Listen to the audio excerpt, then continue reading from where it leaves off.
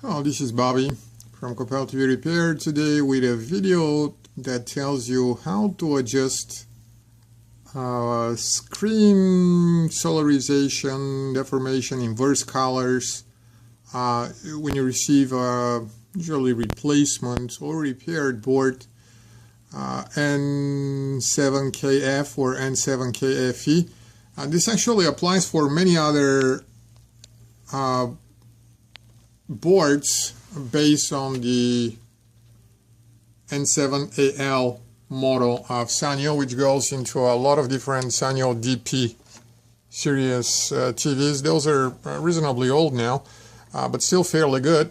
This is a customer's TV that was returned to us, and I want to make sure that I record down the unique ID of the board so that the customers can see. This video will also show as a proof that we're sending a working board. So I'm going to turn it on. Well, please ignore the fact that I'm testing that on a different DP model. This all boils down to actually that same thing.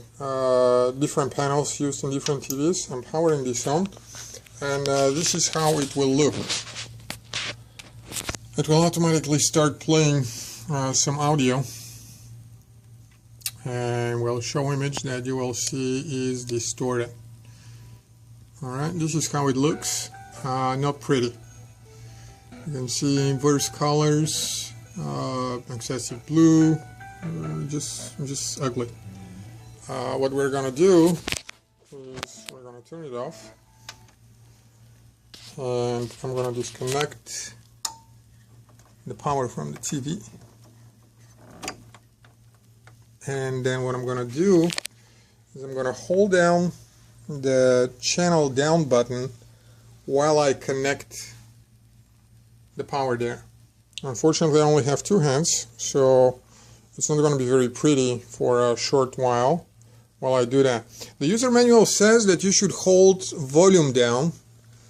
Well, it doesn't work for me. I have to hold the channel down, and then we'll see what happens.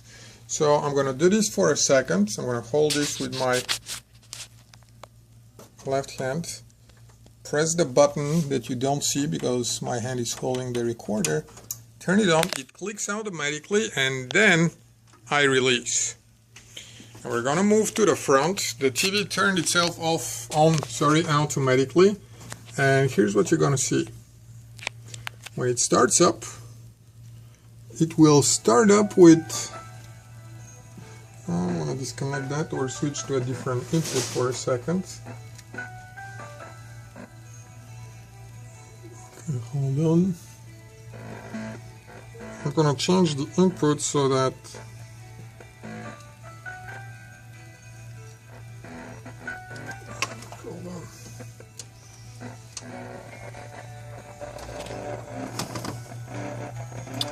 let me see how to do that.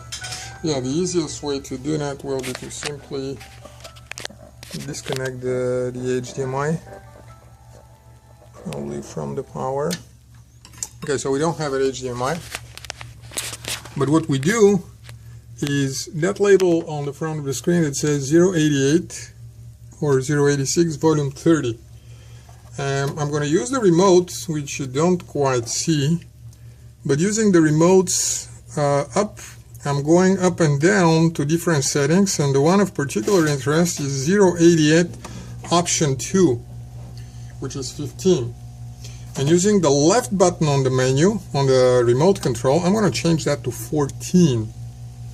Now that's a magic number. I will say a little bit about it later. And then using the menu on the remote, I'm going to turn that off. After I do that, I'm going to turn the TV off with the power button. I'm going to turn it on again with the power button. Effectively, what we did is we changed one setting in the TV from 15 to 14, I believe. And you don't quite tell the difference yet, I guess. But the HDMI is not messed up anymore. If I press the menu button, I actually have a normal menu screen with normal colors and everything.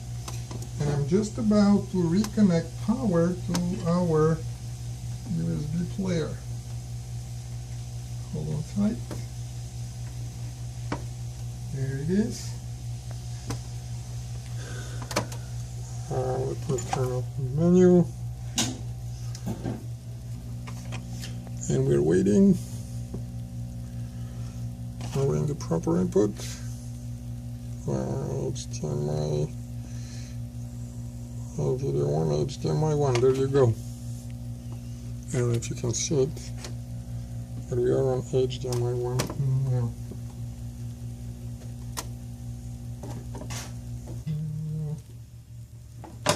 No, my player is not on. Second.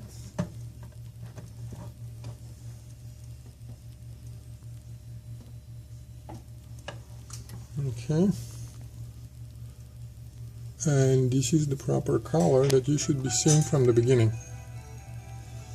No blue residue, no nothing.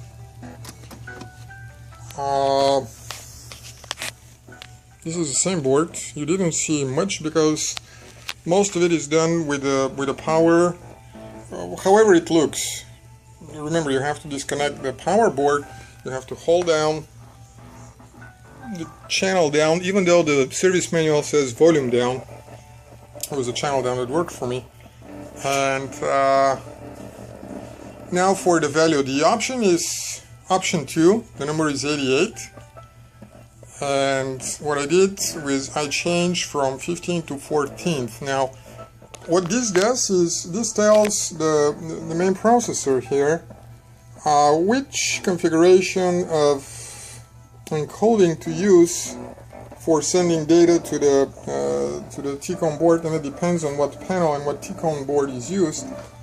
It is different for the different DP models. You can look around for the proper one.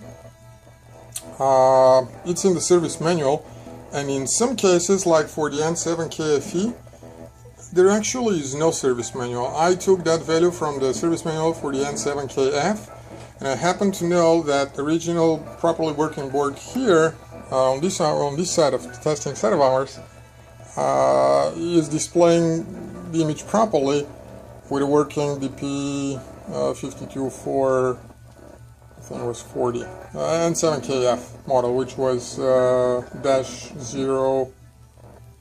-01 I think was the N7KFE, and -02 was N7KFF. That's right. That's it. The board is working properly now. It still is. And I'm going to return that to the customer. Hope it helped.